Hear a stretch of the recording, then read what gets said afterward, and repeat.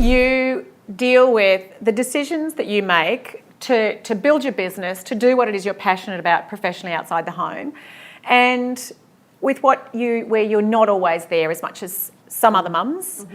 What do you tell yourself that makes you go, you know what, I'm okay with that?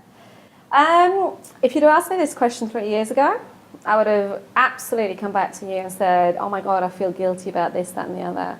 I can honestly say I feel no guilt at the moment. That word does not enter my vocabulary unless I'm asked about it. And it comes back to, that's all right, it comes back to this choice thing. So you mentioned earlier, what does success mean to you? And for me, it's about freedom and choice. And every day I make a choice. And understanding that it's not necessarily about quality, it's about quantity and being present. So I have now made a choice. It's not about quality. So it's length of time, but about quantity, but quality. I you were so right what I was trying to get to. I knew that. No, I just wanted to make sure. Thank you. So for me, I've chosen now to drop my children at school most days. But equally, I choose to go away for a week. And they're fine. They're totally fine.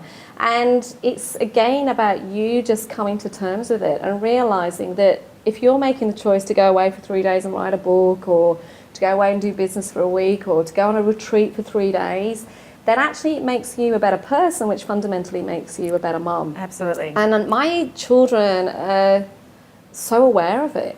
And they love it when I'm there, and I choose to put in my diary to go in and do reading at school, or there's some things I can't do, like don't get me in the canteen, I'm rubbish at that.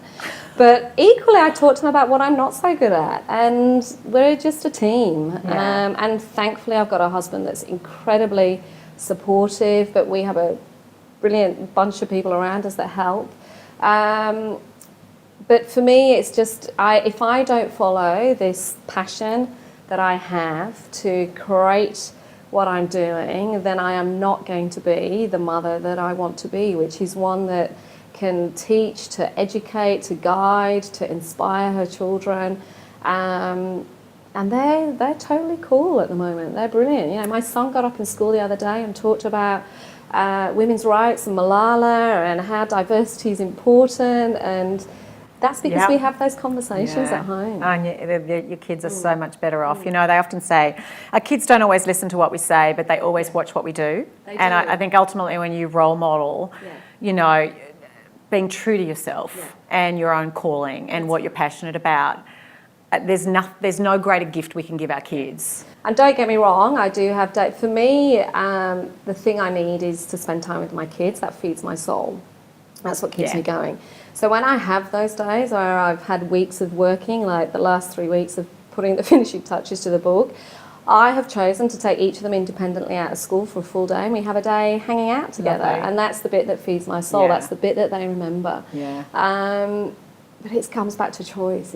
You know, and I think just on that choice, we live, too often we don't consciously own our choices. You know, it's sort of our lives, we go down this default path versus intentionally choosing, what do I want it to look like? What do I want today to look like? And to choose, I choose to spend time here and not spend time there, and to just own those choices. And our power lies in that place. But so often we surrender it because we're not living intentionally.